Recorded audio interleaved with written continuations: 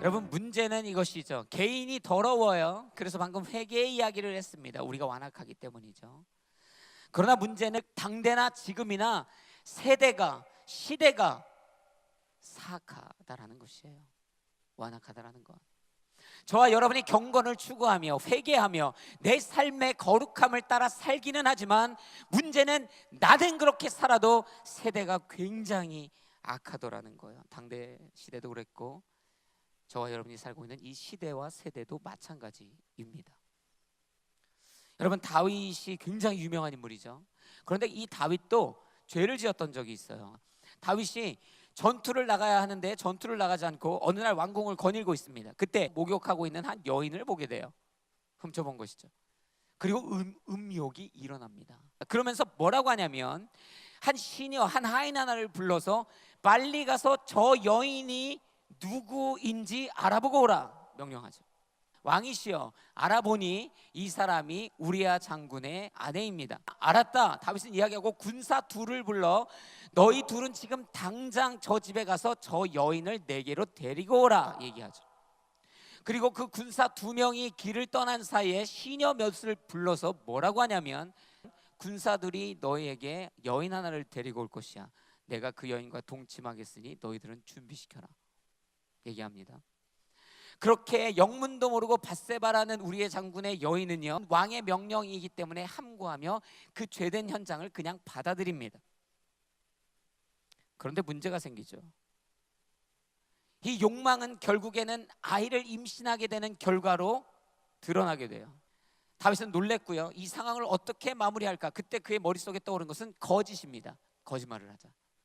우리야 장군, 전장에 있는 우리야 장군을 불러 이 사람으로 하여금 아내와 동침하게 해. 이 아이가 내 아이가 아닌 그 사람의 아이인 것처럼 꾸미자. 그러나 계획은 틀어지죠. 다윗은 큰일 났다 생각합니다.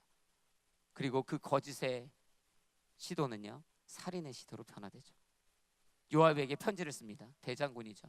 너는 이 전쟁의 현장에서 절대 살아나올 수 없는 그 깊은 곳으로 들어갔을 때 우리야만 남기고 다 빠져라. 그 편지를 보고 요압이 열어봅니다. 내용이 이상해요.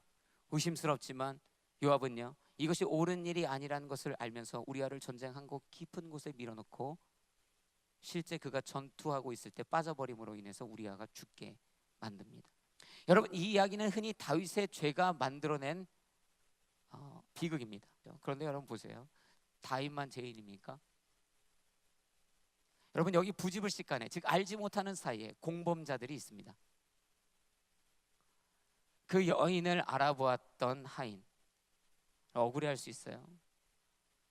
그 여인을 불러왔던 군사들, 그 여인이 다윗과 동침하게 도와줬던 시녀들, 그리고 그 살인을 감행했던 요압. 내가 내 남편을 버리는 것이 옳지 않음을 알면서도 권력 앞에 목숨을 부지했던 밧세바. 다들 이유는 있고 다들 억울하지만 그들은 이 죄의 공범자가 되었어요. 이게 아주 어려운 얘기인데요. 여러분, 제가 왜 이야기를 하는지 아십니까? 다윗의 이야기. 여러분, 세대의 악함은 우리로 알지 못하는 사이에 분별하지 못하고 살아가는 우리를 함께 악의 동조자로 만든다는 거예요. 여러분, 비가 와요. 물이 불어 홍수가 일어나요. 물이 막 흘러내려가기 시작합니다. 물이 점점 불어나니까요, 한 사람이 물에 빠지고 두 사람이 휩쓸려 내려가고 10사람이 휩쓸려 내려가고 좀 있으니 100사람이 1000명이 마을에 있는 모든 사람들이 막 휩쓸려 떠내려가기 시작합니다. 죽음의 급류예요. 휩쓸리면 다 죽는 거예요. 그런데 모든 사람들이 막 다 휩쓸려 내려가기 시작합니다. 그때 저와 여러분이 운이 좋게 그 한 사람으로 남아 거기서 그 급류에 휩쓸리지 않고 나무를 붙잡고 서 있는 것이에요. 그때 여러분, 만약에 그 사람이 이렇게 급류를 보더니 1000명이나 휩쓸려 가네, 동네 사람들 다 휩쓸려 가네, 그러니까 그냥 나도 휩쓸려 가야겠다. 여러분, 이런 사람 있습니까? 그러면 막 휩쓸려 가는 사람들이요, 비명의 절규를 막 흘리면 막 소리 지릅니다. 그걸 보고 여러분이 나무를 잡고 있으면서 소리 지르는 거 보니까 즐거워 보이네, 나도 저기 함께 같이 휩쓸려 가볼까? 여러분, 이런 사람 있겠냐고요. 그런데요, 이 사악한 세대의 정신을 바짝 차리지 않으면요, 그 죽음의 급류에 함께 몸을 실어요. 여러분, 음란이라는 죄가 있어요. 그것은 시대를 통하면서 계속적으로 반복되어 왔고 많은 이들을 괴롭혀 왔어요. 그러나 그럼에도 불구하고 함께 공유하는 선이 있었기 때문에 그것들이 잘못된 행위임을 건전하게 시사하고 또 도전할 수 있었던 시대가 있었습니다. 그러나 여러분, 요즘은요, 하나의 예예요. 이게 이 음욕의 죄, 이 음란의 죄를 이야기할 때요, 더 이상 이것을 죄화하지 않습니다. 뭐라고 하는지 아세요? 그것은 개인의 인권이고 개인의 성적 취향이다라고 이야기하죠. 뭐라 그러냐면, 이성을 만나, 양성을 만나, 동성을 만나, 다수를 만나, 소아성애자야 괜찮아. 그것은 개인의 권리니까. 그것은 그들의 성적 취향이니까.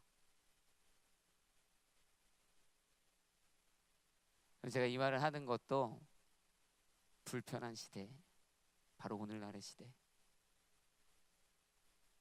세상은요, 엄청난 사악의 세대를 만들어 급류같이 흘러내려가요. 저와 여러분이 회개하죠. 예수 잘 믿고 있어요. 경건과 거룩함을 위해 살아가죠. 그러나 그 세대의 급류 앞에 저와 여러분도 어쩌면 함께 몸을 실죠.